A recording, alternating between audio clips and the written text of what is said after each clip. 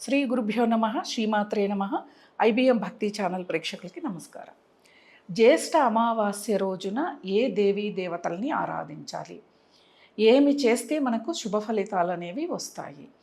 అమావాస్య అనగానే అందరూ భయపడతారు, ప్రయాణాలు చేయడానికి కూడా ఇబ్బంది పడతారు. అంటే అమావాస్య చీకటితో కూడుకొని ఉంటుంది, పితృదేవతలకి సంబంధించింది కాబట్టి భయం ఉంటుంది. పితృదేవతలు అనగానే మన పితృదేవతల గురించి కూడా మనం భయపడితే ఎలా?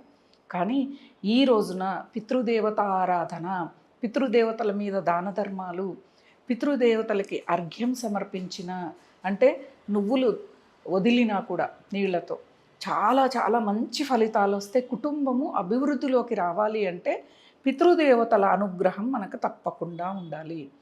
దేవీ దేవతల అనుగ్రహం లేకపోయినా పితృదేవతల అనుగ్రహం ఉండాలి. పితృదేవతల అనుగ్రహం లేకపోతే దేవీ దేవతలు కూడా ఏమీ చేయలేరు, మనకొచ్చే కష్టాన్ని ఏమీ చేయలేరు. అందుకే బతికున్నప్పుడు పెద్దవాళ్ళని బాగా చూసుకోవాలి, వాళ్ళు మరణించి ఉత్తమ లోకాలకు వెళ్ళిన తర్వాత కూడా వాళ్ళ పేరున మనము, వాళ్ళు చనిపోయిన తిథి రోజున తద్దినాలు పెట్టడం కానీ, వాళ్ళ పేరు మీద, అంటే ఒక్కొక్కళ్ళకి ఒక్కొక్క రకమైన విధానం ఉంటుంది. మహిళల పక్షాలలో కొంతమంది వాళ్ళకి తిథులు పెడుతూ ఉంటారు. నదీ స్నానాలకు వెళ్ళినప్పుడైనా పెట్టవచ్చు, అలా తప్పకుండా చేయాలి. అలానే జ్యేష్ఠ అమావాస్య రోజున ఎప్పుడైనా కానీ బ్రహ్మీకాల ముహూర్తం చాలా ప్రధానం. తెల్లవారుజామునే లేవటం, నదీ తీర ప్రాంతాల్లో ఉన్నవాళ్ళు, సముద్ర తీర ప్రాంతాల్లో ఉన్నవాళ్ళు స్నానం చేస్తే, నదీ స్నానం, సముద్ర స్నానం చేస్తే పితృదేవతలకి పుణ్యలోకాలు వస్తాయి.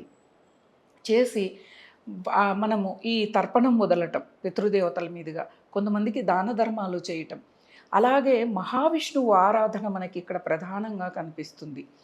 మహావిష్ణువుని ఈ రోజున తులసితో అర్చించటం, ఆ విష్ణువు ఆలయాలకు వెళ్ళటం, అంటే రామాలయం కానీ, కృష్ణాలయం కానీ, వెంకటేశ్వర స్వామి ఆలయం కానీ, హరిహర క్షేత్రాలు ఉంటాయి. అటువంటి క్షేత్రాలు ఇంకా మనకి చాలా చాలా భక్తిని ఇస్తాయన్నమాట. ఎందుకంటే హరుడు ఇద్దరూ ఉంటారు అందులో.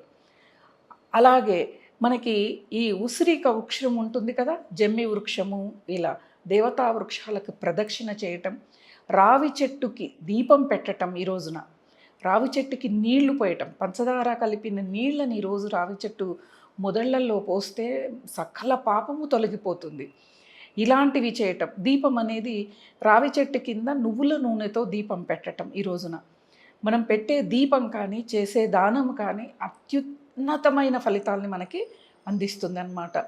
ఈ రోజున అంటే మనం ఏం చదవాలి, ఏ అష్టోత్తరాలు చదవాలి అంటే, ఈ రోజున మనం విష్ణు సహస్రనామం కానీ, అమ్మవారి లక్ష్మీ అష్టోత్తరం కానీ, అలాగే మనకిష్టం కొంతమంది కృష్ణ భక్తులు ఉంటారు, వాళ్ళు కృష్ణ కర్ణామృతం కానీ, మధురాష్టకం కానీ, ఇలాంటివి పారాయణం చేయటం అనేక శుభ ఫలితాలు వస్తాయి.